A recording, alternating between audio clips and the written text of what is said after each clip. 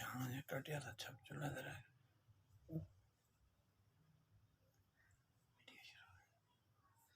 السلام علیکم ورحمۃ اللہ وبرکاتہ۔ ابو داؤد شریف جلد ثانی کا سبق نمبر 74،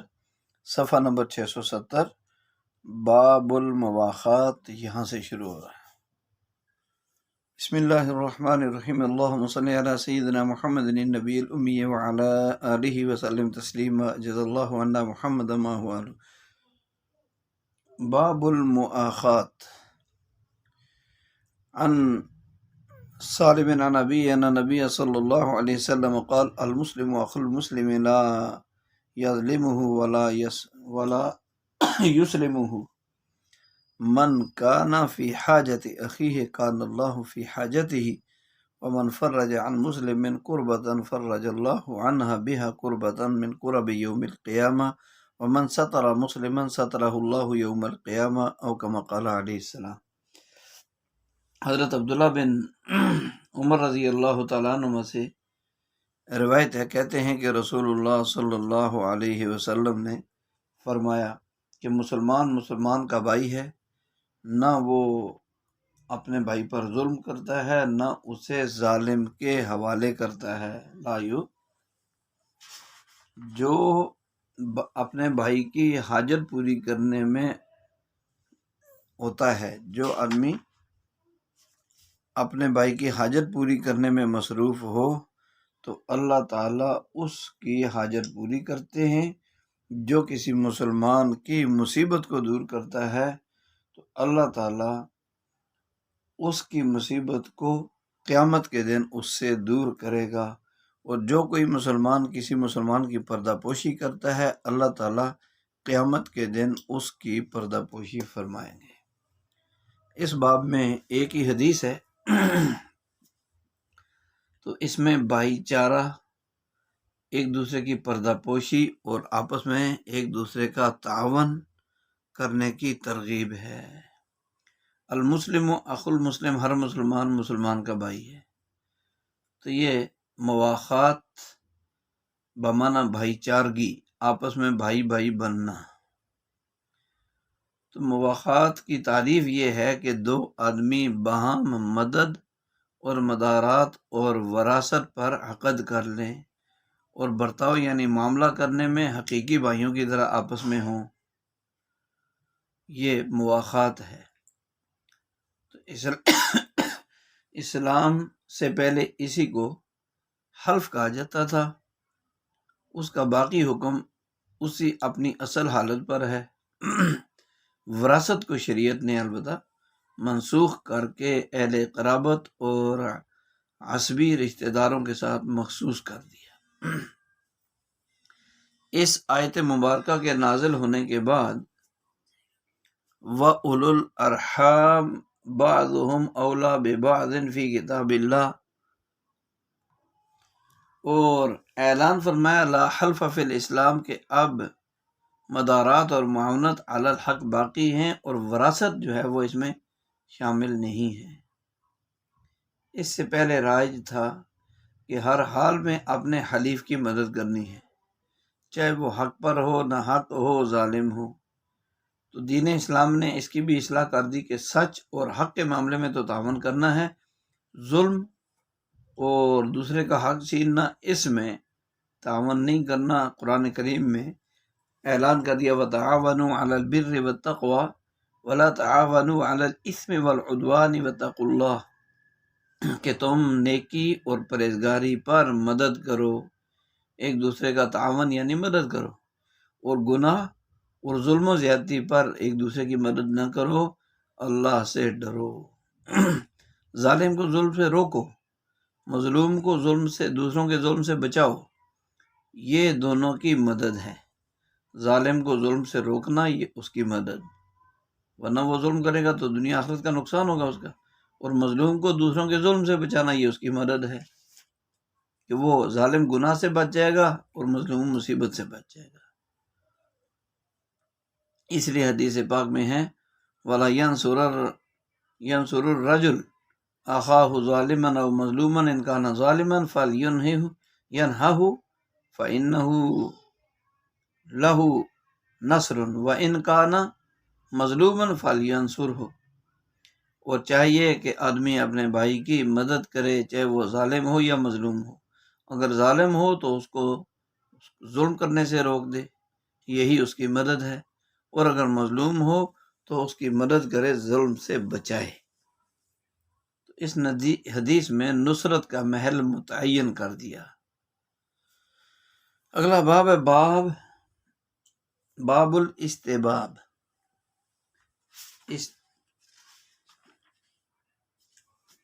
باب الاستباب عن ابی ہریرہ رضی اللہ تعالی عنہ ان رسول اللہ صلی اللہ علیہ وسلم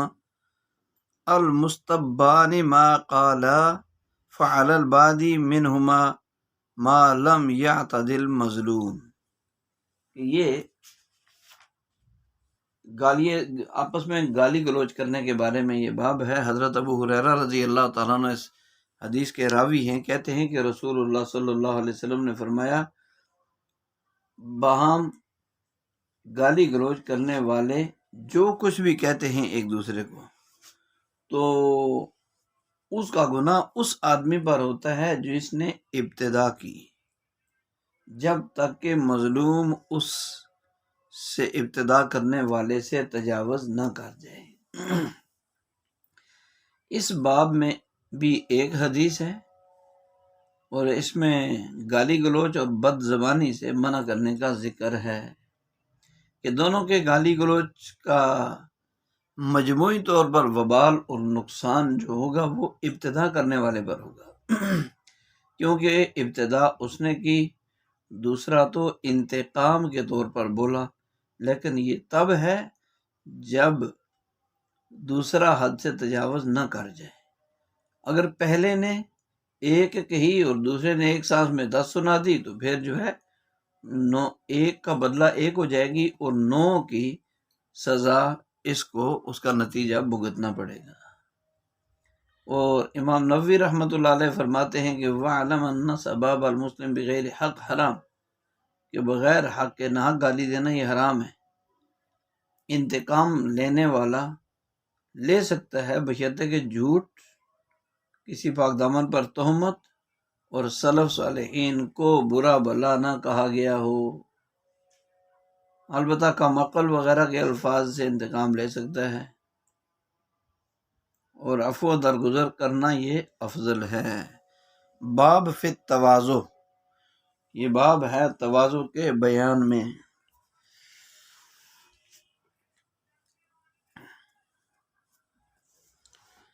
عن عیاض بن حمار انه قال قال رسول اللہ صلی اللہ علیہ وسلم ان اللہ اوحى الی، ان اللہ اوحى الی ان تواضعوا حتى لا ينبغي لأحد على احد ولا يبغى احد على احد ولا يفخر احد على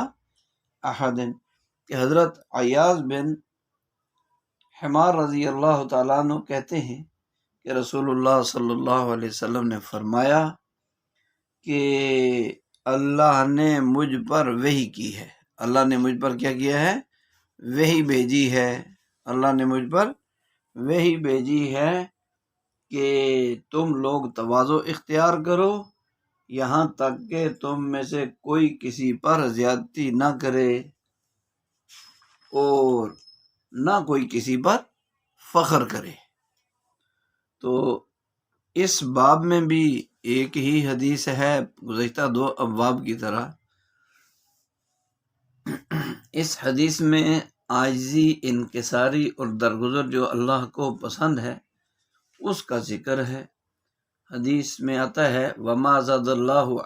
اللہ عبدا بعفو الا عزا، کہ اللہ تعالیٰ معاف کرنے والے بندے کی عزت کو بڑھا دیتے ہیں۔ اس کا بھی دنیا اور آخرت دونوں سے تعلق ہے۔ معاف کرنے والے کو آخرت میں اجر عظیم ملے گا اور بہت زیادہ ملے گا، اور دنیا میں عزت ملے گی۔ یہ زیادتی کرنے والا بھی ایک دن آ کر اس کو کہے گا کہ غلطی میری ہے۔ تو گویا کہ مخلوق کے نزدیک، مخلوق میں بھی عزت، خالق کے پاس بھی عزت، لیکن اس عزت ملنے کی وجہ سے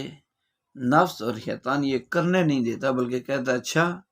تو نے معاف کر دیا تو پھر ناک کا مسئلہ بن جائے گا، عزت کا مسئلہ، تیری تو بےزتی ہوگی، تو نے معاف کر دیا، اس کا مطلب ہے تو کمزور ہے۔ تو یہ الٹی ترغیب پھر شروع ہو جاتی ہے۔ اور تواضع جو ہے، تواضع کی حقیقت کیا ہے؟ التواضع اللہ یعتقد نفسہ اہلا لرفعۃ، تواضع یہ ہے کہ اپنے آپ کو کسی مرتبہ کے لائق نہ جانے، بلکہ حقیر اور خاکسار رہے۔ عزت اور رفعت اس حقیر اور خاکسار اور عاجز رہنے میں اس کی عزت ہے، اور یہ ایسی عزت ہے جو اونچے تختوں پر بیٹھتے ہیں پھر تختہ کی زینت بھی بنتے ہیں، جو اونچے درجوں پر۔ تو حق کے سامنے سر تسلیم خم کرنا، حکم اور حق کو قبول کرنے سے ذرا بھی اعراض نہ کرنا، یہ تواضع ہے۔ اگلا باب ہے باب فی الانتصار، انتصار کہتے ہیں بدلہ لینے کو، بدلہ لینے کے بارے میں یہ باب ہے۔ عن سعید بن المسیب رحمہ اللہ تعالی انه قال بینما رسول اللہ صلی اللہ علیہ وسلم جالس ومعه اصحابه وقع رجل بأبي بکر رضی اللہ تعالی عنہ فآذاه فصمت عنه ابو بکر رضی اللہ عنہ ثم آذاه الثانیة فصمت ابو بکر رضی اللہ تعالی عنہ ثم آذاه الثالثة فانتصر منه ابو بکر رضی اللہ عنہ فقام رسول اللہ صلی اللہ علیہ وسلم حين انتصر ابو بکر رضی اللہ عنہ فقال ابو بکر رضی اللہ تعالی عنہ اوجدت علی یا رسول اللہ؟ فقال رسول اللہ صلی اللہ علیہ وسلم نزل ملک من السماء یکذبہ بما قال لك فلما انتصرت وقع الشیطان فلم اکن لأجلس اذا وقع الشیطان او کما قال صلی اللہ علیہ وسلم۔ اس میں حضرت سعید بن مسیب رحمہ اللہ سے روایت ہے کہ رسول اللہ صلی اللہ علیہ وسلم بیٹھے ہوئے تھے، اور آپ صلی اللہ علیہ وسلم کے ساتھ آپ کے صحابہ بھی تھے، کہ ایک آدمی ابو بکر رضی اللہ تعالیٰ عنہ سے الجھ پڑا اور اس نے ان کو تکلیف پہنچائی۔ فصمت عنہ ابو بکر رضی اللہ تعالیٰ عنہ اس سے خاموش رہے۔ ثم آذاہ الثانیہ، پھر دوبارہ اس نے تکلیف پہنچائی، حضرت بکر رضی اللہ عنہ پھر خاموش رہے، پھر تیسری مرتبہ اس نے تکلیف پہنچائی تو ابو بکر رضی اللہ تعالیٰ نے انتصارہ بدلہ لے لیا اس سے۔ تو رسول اللہ صلی اللہ علیہ وسلم جب ابو بکر رضی اللہ عنہ نے بدلہ لیا تو آپ علیہ السلام نے تو رسول اللہ صلی اللہ علیہ وسلم کھڑے ہوئے، فقام رسول اللہ صلی اللہ علیہ وسلم کھڑے ہو گئے، اور جب ابو بکر بدلہ لینے لگے، بس ابو بکر رضی اللہ عنہ نے عرض کیا کہ اللہ کے رسول، کیا آپ مجھ سے ناراض ہو گئے ہیں؟ اوجدت علیہ، تو کیا آپ مجھ سے ناراض ہو گئے؟ رسول اللہ صلی اللہ علیہ وسلم نے فرمایا، آسمان سے ایک فرشتہ اترا اور وہ ان باتوں میں اس آدمی کے قول کی تکذیب کر رہا تھا جو وہ کہہ رہا تھا، فرشتہ کو جھٹلا رہا تھا، لیکن جب تم نے بدلہ لے لیا تو شیطان بیچ میں آ گیا، تو میں نہیں بیٹھتا جب شیطان آ گیا۔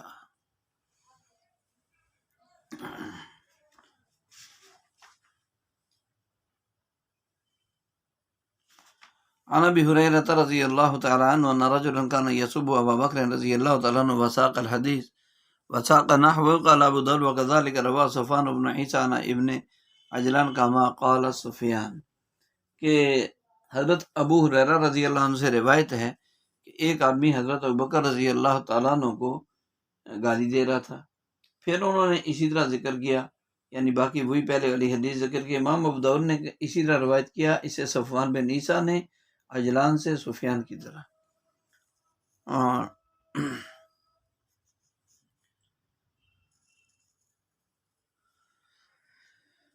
حدثنا ابن عون قال كنت اسأل عن الانتصار ولمن انتصر بعد ظلم فاولئك ما عليهم من سبيل، فحدثني علي بن زيد بن جدعان عن محمد امرأة أبيه قال ابن عون وزعموا أنها كانت تدخل على المؤمنين رضي الله عنها قالت ام المؤمنین دخل علی رسول اللہ صلی اللہ علیہ وسلم وعند زینب بنت جحش رضی اللہ تعالی عنہ فجعل يصنع شيئا بيده فقلت بيده حتى فتنته لها فأمسك وأقبلت زینب رضی اللہ تعالیٰ عنہ تقحم لعائشة رضی اللہ عنہ فنهاها فأبت أن تنتهى فقال لعائشة رضی اللہ عنہ سبیها فسبتها فغلبتها فانطلقت زینب رضی اللہ عنہ إلى علی رضی اللہ عنہ فقالت أن عائشة رضی اللہ عنہ وقعت بكم وفعلت فجاءت فاطمة رضی اللہ تعالی عنہ فقال لها إنها حبة أبيك ورب الكعبة فانصرفت فقالت لهم إني قلت له كذا وكذا فقال لي كذا وكذا قال وجاء علي رضي الله تعالى عنه إلى النبي صلى الله عليه وسلم فكلمه في ذلك۔ ابن عون کہتے ہیں میں انتصار کے بارے میں پوچھ رہا تھا جو قرآن کریم کی اس آیت میں آیا ہے وَلَا مَنِ انتصر بعد ظُلْمِهِ، کہ جو لوگ اپنے مظلوم ہونے کے بعد برابر کا بدلہ لے لیتے ہیں مَا عَلَيْهِم مِّن سبیل، تو ان پر کوئی الزام کا کوئی راستہ نہیں ہے۔ تو حدثنی علی بن زید، مجھے حدیث بیان کی علی بن زید بن جدعان نے ام محمد سے جو ان کی سوتیلی ماں ہیں۔ ابن عون کہتے ہیں کہ لوگ کہتے ہیں کہ وہ ام محمد یعنی ام المؤمنین رضی اللہ عنہ کے پاس جایا کرتی تھی۔ قالت، وہ کہتی ہیں کہ ام المؤمنین نے کہا میرے پاس رسول اللہ صلی اللہ علیہ وسلم آئے، ہمارے پاس حضرت زینب بنت جحش رضی اللہ تعالیٰ عنہ تھی، تو آپ صلی اللہ علیہ وسلم مجھے اپنے ہاتھ سے کچھ کرنے لگے، میں نے ہاتھ کے اشارہ سے بتایا کہ زینب بیٹھی ہیں، آپ علیہ السلام رک گئے، تو زینب رضی اللہ تعالیٰ عنہ آ کر الجھنے لگی حضرت عائشہ رضی اللہ تعالیٰ عنہ سے، تو آپ علیہ السلام نے انہیں منع فرمایا، لیکن وہ نہ مانی، تو آپ صلی اللہ علیہ وسلم نے عائشہ رضی اللہ عنہ سے کو فرمایا تم بھی انہی کو ہو، انہوں نے کہا اور وہ غالب آ گئی۔ تو ام المومنین حضرت زینب رضی اللہ تعالیٰ عنہ حضرت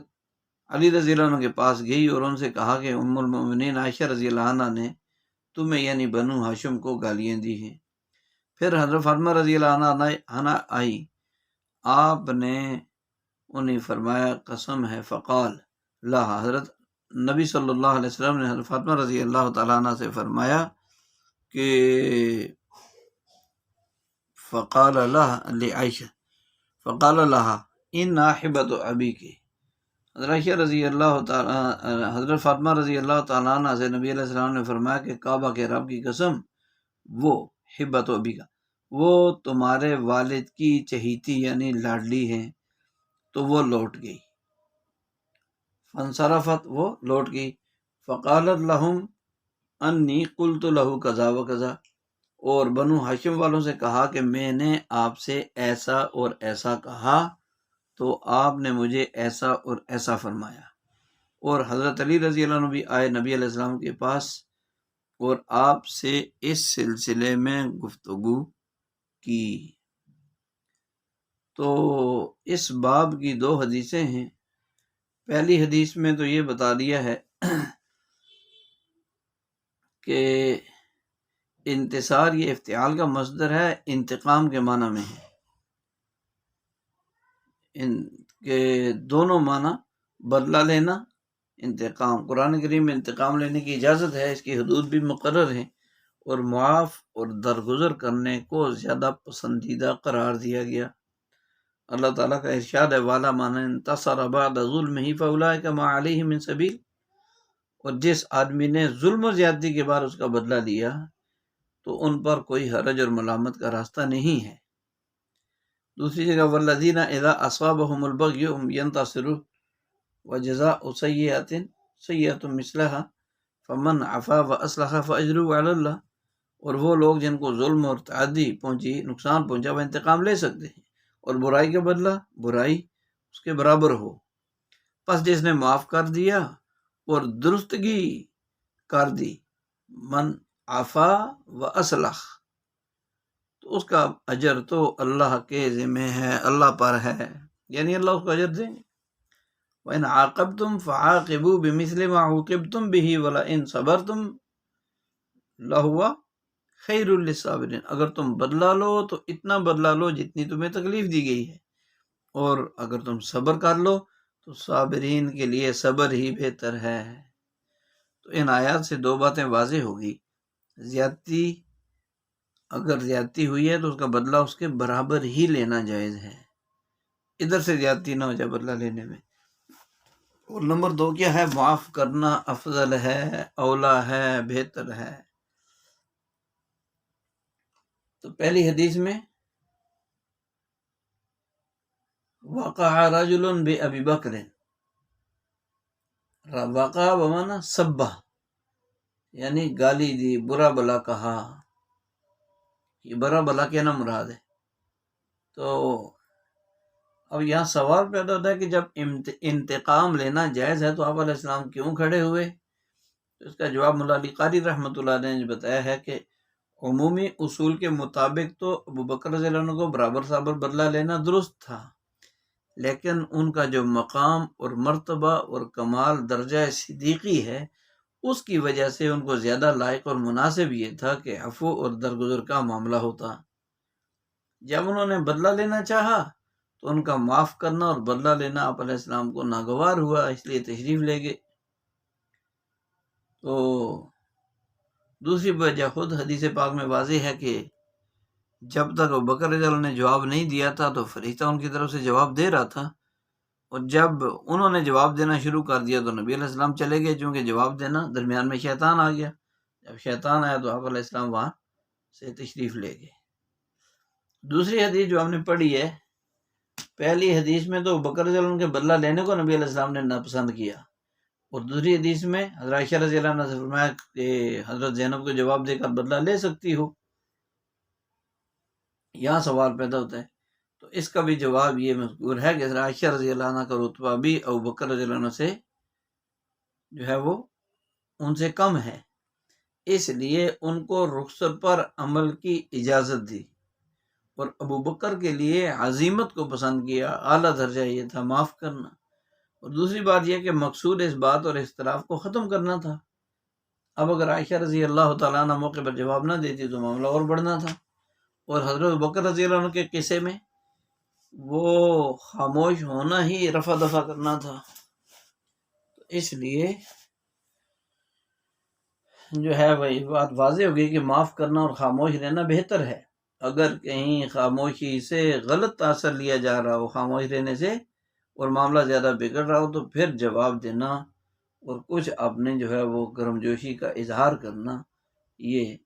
بہتر ہے، تاکہ ہر کوئی اپنی حد سے آگے، اوقات سے آگے نہ بڑھے۔ دونوں چیزوں کا ثبوت باب کی دونوں حدیثوں میں موجود ہے۔ یا ام المومنین عائشہ صدیقہ رضی اللہ تعالیٰ عنہ، یہ جو کانت تدخل علی ام المومنین سے مراد وہ ہیں حضرت عائشہ رضی اللہ عنہ، کہ ام محمد ان کے پاس آتی، اور آپ علیہ السلام کی تمام ازواج مطہرات امہات المومنین ہیں، وازواجہ امہاتہم۔ کس چیز میں؟ آپ علیہ السلام کی ازواج امت کی مائیں ہیں، فی الاحترام و استحقاق التعظیم ولذا حرم نکاحہم، کہ ادب احترام کرنے میں ان کی عظمت کا امت کے مومن مردوں عورتوں پر حق ہے، ان کی تعظیم کرنا اس میں، اور پھر نکاح کی حرمت میں۔ اگلا ہمارا باب ہے باب فی النہی عن سب الموتى۔ یہ باب مردوں کو برا بھلا کہنے سے رکنے، یعنی برا بھلا منع ہے، اس کے بارے میں یہ باب ہے۔ عن عائشہ رضی اللہ تعالی عنہ قالت قال رسول اللہ صلی اللہ علیہ وسلم اذا مات صاحبکم فدعوه ولا تقعوا فیہ، کہ رسول اللہ صلی اللہ علیہ وسلم نے فرمایا جب تمہارا ساتھی مر جائے تو اسے چھوڑ دو، اس کے عیوب کو بیان نہ کرو۔ اس باب کی دوسری حدیث عن ابن عمر رضی اللہ تعالیٰ عنہ قال قال رسول اللہ صلی اللہ علیہ وسلم اذکروا محاسن موتاکم وکفوا عن مساویہم کہ حضرت عبداللہ بن عمر رضی اللہ تعالیٰ عنہ راوی کہتے ہیں کہ رسول اللہ صلی اللہ علیہ وسلم نے فرمایا کہ اپنے مردوں کی خوبیاں بیان کرو اور ان کی برائیاں بیان کرنے سے باز رہو۔ تو یہاں کسی کو کی برائی کر کے تکلیف پہنچانا مطلقاً منع اور ناجائز ہے، بالخصوص جو مسلمان مرد عورتیں وفات پا چکے ہیں، اپنے اعمال کے انجام تک پہنچ چکے ہیں۔ اب ان کے لیے، زندہ رہنے والوں کے لیے یہ ہے کہ ان کے لیے دعا کریں، ان کے لیے اللہ سے مغفرت طلب کریں، ان کے درجات کی بلندی کی دعا کریں، البتہ ان کی برائیوں کا تذکرہ نہ کریں، کہ اس سے ان کے جو لواحقین ہیں، جو زندہ ہیں، ان کو تکلیف ہوگی اگر وہ سنیں گے، اور دوسرا نقصان یہ ہوگا کہ اپنے ہی اعمال نامے میں جو ہے وہ بدی اور برائی لکھی جائے گی، اعمال نامہ سیاہ ہوگا۔ اور اس کی خوبیاں ذکر کرنے میں یہ فائدہ ہے کہ دوسروں کو بھی ترغیب اور عمل کی توفیق ہوگی اچھائیاں بیان کرنے میں، کہ وہ یہ عمل کر کے چلا گیا، ہم بھی کریں، تو یہ بھی گویا کہ اس کی اچھائیاں دوسروں کے سامنے بیان کرنا دعوت الی الخیر کے درجے میں ہے۔ وغیبت المیت افحش من غیبت الحی و اشد، کہ مردے کی غیبت کرنا وہ زندہ کی غیبت کرنے سے زیادہ برا اور سخت ہے، اس لیے کہ زندے سے معافی مانگنا لأن عفو الحی و استحلال ہوئی ممکن، کہ زندہ آدمی سے معافی مانگنا اور اس غیبت کی تلافی کرنا تو ممکن ہے اس کی زندگی میں، بخلاف المیت، اور میت اس سے تو معافی بھی نہیں مانگ سکتے اور اس کی تلافی بھی نہیں کر سکتے۔ اس کی تلافی پھر یہ ہے کہ میدان محشر میں اپنی نیکیاں دے کر جان چھڑانی ہوگی۔ ان مساویہم یہاں بتا دیا کہ مشتق ہے مساوین سے، اس کی برائیوں اور لغزشوں سے تم باز رہو، رکے رہو۔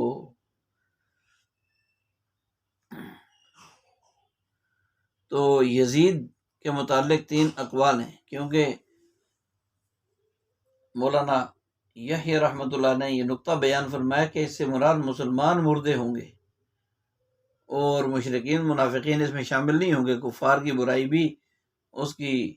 شناعت اور اصلاح کی غرض سے کی جائے، صرف دل کی بڑاس نکالنے کے لیے تو مردار کفار کی برائی بھی نہیں ہونی چاہیے۔ یزید کے متعلق 3 قول ہیں۔ نمبر 1، لعنت کرنا اس پر درست نہیں ہے، یہ امام ابو حنیفہ کا قول فقہ الاکبر میں موجود ہے، لعنتی کہنا درست نہیں۔ نمبر 2، لعنت جائز ہے، یہ امام احمد ابن جوزی کا قول۔ اور نمبر 3، سکوت اور توقف، یعنی یزید کے معاملے میں خاموشی کو اختیار کرنا یہ بہتر ہے کہ جتنی دیر یزید پر لعنت کریں گے جس کا ہمیں تو کوئی فائدہ بھی نہیں ہے، اتنی دیر اللہ کی حمد و ثنا، ذکر تسبیح درود شریف اور دعا مانگنے میں لگ جائیں، یا کوئی خیر کی بات کرنے میں جو ہمارے لیے مفید ہے اور جس کے سامنے ہم کریں گے اس کے لیے بھی مفید ہے۔ لعنت کریں یا چپ رہیں، وہ اپنے انجام کو پہنچ چکا ہے، اب وہ اور اس جانے اس کی قبر اور اس کا اپنا حشر۔ ہمیں اپنی فکر، اپنی آخرت کی تیاری کرنی چاہیے۔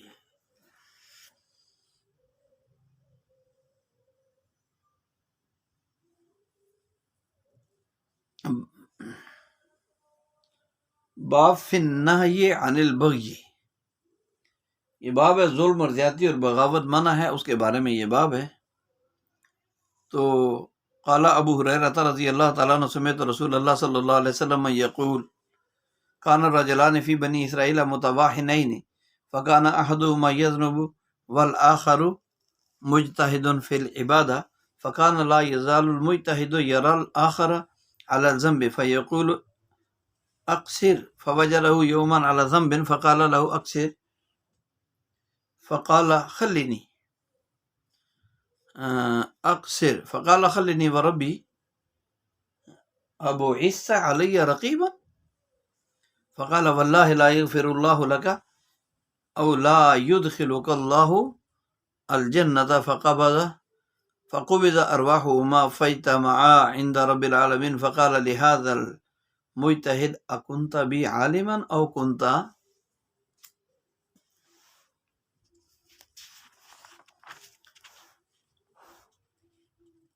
کنت على ما في يدي قادرا وقال للمذنب اذهب فادخل الجنة برحمتي وقال للآخر اذهبوا به إلى النار. قال ابو ہریرہ رضی اللہ تعالیٰ عنہ والذی نفسہ بیدہ لتکلم بکلمۃ او بقت دنیاہ وآخرتہ، کہ والذی نفسی بیدہ لتکلم بکلمۃ او بقت دنیاہ وآخرتہ او کما قال النبی صلی اللہ علیہ وسلم. یہاں حضرت ابو ہریرہ رضی اللہ تعالیٰ عنہ فرماتے ہیں کہ رسول اللہ صلی اللہ علیہ وسلم کو میں نے فرماتے ہوئے سنا کہ بنی اسرائیل میں دو آدمی برابر کے تھے، متآحنین یا متواخنین، دو آدمی برابر کے تھے. ان میں سے ایک تو گناہ کے کاموں میں لگا رہتا تھا اور دوسرا آدمی عبادت میں کوشش کرتا رہتا. تو یہ جو عبادت گزار دوسرے کو مسلسل گناہ میں لگا ہوا دیکھتا تو اس کو کہتا کہ باز آ جا، یعنی گناہوں سے رک جا. وہ عبادت گزار نے اسے پایا ایک دن گناہ کرتے ہوئے، عبادت گزار نے ایک دن اس کو گناہ کرتے ہوئے پایا تو اس کو کہا کہ باز آ جا یا گناہ سے رک جا. تو اس گناہگار نے کہا کہ تو مجھے خلنی، مجھے چھوڑ دے، اور میرے رب کو، خلنی و ربی، تو مجھے اور میرے رب کو چھوڑ دے، یعنی یہ میرا اور میرے رب کا معاملہ ہے. ابو عیسی علیہ رقیباً، کیا تو میرے اوپر نگران بنا کر بھیجا گیا ہے؟ اس نے کہا کہ اللہ کی قسم تجھے اللہ تعالیٰ نہیں بخشے گا. یہ عبادت گزار نے کہہ دیا اللہ کی قسم اللہ تجھے نہیں بخشے گا، یا یوں کہا کہ اللہ تجھے جنت میں داخل نہیں کرے گا. پھر ان دونوں کی روحیں قبض کر دی گئی تو وہ دونوں اللہ تعالیٰ کی بارگاہ میں اکٹھے ہوئے. تو اللہ تعالیٰ نے اس عبادت گزار سے فرمایا اکنت بی عالما، کہ کیا تو مجھے جانتا تھا، او کنتا، یا تو اس بات پر قادر تھا، تو اس پر قادر تھا جو میرے دست قدرت میں ہے. تو اللہ تعالیٰ گنہگار سے کہا کہ تو میری رحمت سے جنت میں داخل ہو جا، اور دوسرے عبادت گزار کے متعلق فرمایا کہ اسے جہنم میں لے جاؤ. حضرت ابو ہریرہ رضی اللہ تعالیٰ عنہ کہتے ہیں کہ قسم ہے اس ذات کی جس کے ہاتھ میں میری جان ہے، اس نے ایسی بات کہی جس نے اس کی دنیا اور آخرت خراب کر دی. اس لیے کہتے ہیں پہلے تولو پھر بولو. یہاں بغا کا معنی ہے ظلم اور تعدی زیادتی، کہ آدمی کو اپنے عمل کو آدمی بہت کچھ سمجھے اور بد عمل کو برا سمجھے، بدتر سمجھے. تو اس میں یہ قوی اندیشہ کہ بد عمل کا اور گنہگار ہونے کی وجہ سے جو ہے وہ چونکہ عاجزی انکساری کرنا اسے نجات دے دے، اس کا بد عمل جو ہوتا ہے اس کے دل میں ڈر تو ہوتا ہے، کم از کم پریشان تو ہوتا ہے، اور گنہگار ہونے کی وجہ سے اپنے آپ کو کچھ بھی نہیں سمجھتا. نالائکی سمجھتے اور عاجزی انکساری اسے نجات دلا دے، اور اپنے اعمال پر اترانے والے، فخر کرنے والے کو اس کا یہ اترانا فخر کرنا یہ ہلاکت میں ڈال دے۔ اس لیے گنہگار تو ڈرتا ہی ڈرتا ہے، پرہیزگار اور باعمل بھی ڈرتا رہے، کہیں سب کچھ منہ پر نہ مار دیا جائے، کسی بھی کام نہ آئے، کیونکہ اس ذات سے کوئی بھی پوچھنے پر نہ قادر ہے نہ پوچھ سکتا ہے، لیکن وہ ہر ایک سے پوچھ سکتا ہے۔ مسلم شریف میں اس کی وضاحت ہے کہ ہم نے تیرے عمل ضائع کر دیے اور اسے معاف کر دیا۔ اس میں گنہگار کو اللہ کی رحمت سے نا امید کرنے کی ممانعت کا ذکر ہے اس حدیث میں، کہ کسی کو اللہ کی رحمت سے نا امید مت کرو، کہ کون ہوتا ہے جو مجھ پر نہ بخشنے کی قسم کھاتا ہے، چونکہ اس نے قسم کھائی تھی کہ اللہ کی قسم اللہ تجھے معاف نہیں کرے گا یا تجھے جنت میں داخل نہیں کرے گا، یہ کہا تھا۔ تو اللہ کی ذات پر قسم کھانا، اللہ کے کاموں کو کوئی نہیں جانتا کہ اللہ کب کیا کریں گے، کیا فیصلے ہیں اللہ کے، لیکن اللہ بندوں کو جانتا ہے۔ تو اللہ نے فرما دیا کہ تو کون ہے میرے اوپر قسم کھانے والا نہ بخشنے کی، بے شک میں نے اپنے فلاں بندے کو تو اپنے فضل سے معاف کر دیا۔ تو اس سے اہل سنت والجماعت کے مسلک کی تائید ہوتی ہے، ثبوت ملتا ہے کہ بغیر توبہ کے بھی کسی کے گناہ وہ معاف کر سکتا ہے۔ کیوں؟ اگر وہ معاف کر دے، اس سے کوئی پوچھنے والا تو ہے نہیں کہ کیوں بغیر توبہ کے معاف کر دیا، اس نے تو توبہ ہی نہیں کی تھی، استغفار ہی نہیں کیا تھا۔ معاف کر دے، اس کی مرضی، اس کا کرم، اسے انجام کا تو کوئی اندیشہ نہیں، اس کو یہ نہیں کہ مجھ سے کوئی پوچھنے والا ہو پوچھ لے۔ اس لیے ہمیں ڈرتے رہنا چاہیے، کرتے رہنا چاہیے، اور جتنا ممکن ہو دوسروں کی اصلاح سے پہلے اپنے اوپر توجہ اور نظر رکھنی چاہیے، اور دوسروں کی اصلاح اور خیر پر اطلاع بھی کرتے رہنا چاہیے، لیکن دوسروں کو اپنے سے بہتر سمجھتے ہوئے یہ نہ ہو کہ اپنی تسبیح اپنی نماز تو ذہن میں ہو کہ میں تو سب کچھ کرتا ہوں اور دوسرے یہ تو سب بیکار۔ اس لیے کہتے ہیں جب جہاں جس پر نظر پڑے فوراً زبان سے بھی کہو، دل سے بھی، کہ یہ اچھا میں برا، یہ اعمال میں مجھ سے بہتر، اخلاق میں مجھ سے بہتر، علم میں مجھ سے بہتر، ایمان یقین میں مجھ سے بہتر۔ ہو سکتا ہے اللہ کا اس کے ساتھ خفیہ کیا معاملہ ہو، تو اپنی خیر منانی چاہیے۔ ایسا نہ ہو کہ کچھ عملوں کی توفیق مل جائے، کوئی سنت اور مستحب درجے کے اعمال کی، اور ہم اس پر فخر کر کے دوسروں کو انسان بھی سمجھنے سے رہ جائیں، بلکہ دوسرے کو ہر حال میں اپنے سے بہتر، اپنے سے بڑھیا اور اپنے سے اعلیٰ ہی سمجھنا چاہیے۔ عن ابی بکرۃ رضی اللہ تعالیٰ عنہ قال قال رسول اللہ صلی اللہ علیہ وسلم ما من ذنب اجدر ان يعجل اللہ تعالی لصاحبہ العقوبۃ فی الدنیا مع ما يدخر له فی الآخرہ مثل البغی وقطیعۃ الرحم، کہ حضرت ابوبکر رضی اللہ عنہ کہتے ہیں کہ رسول اللہ صلی اللہ علیہ وسلم نے فرمایا کوئی گناہ نہیں جو اس لائق ہو کہ جلدی دے اللہ تعالیٰ اس گناہ کے کرنے والے کو سزا دنیا میں، ساتھ اس سزا کے جو آخرت میں ہوگی، سوائے ظلم، بغاوت اور قطاریمی کے، کہ قطاریمی یا دوسرے پر ظلم زیادتی کرنا، اس کی سزا تو اللہ دنیا اور آخرت دونوں میں دیں گے، باقی اس کے علاوہ کوئی ایسا گناہ نہیں کہ اس کی سزا دنیا میں بھی ملے اور آخرت میں بھی ملے۔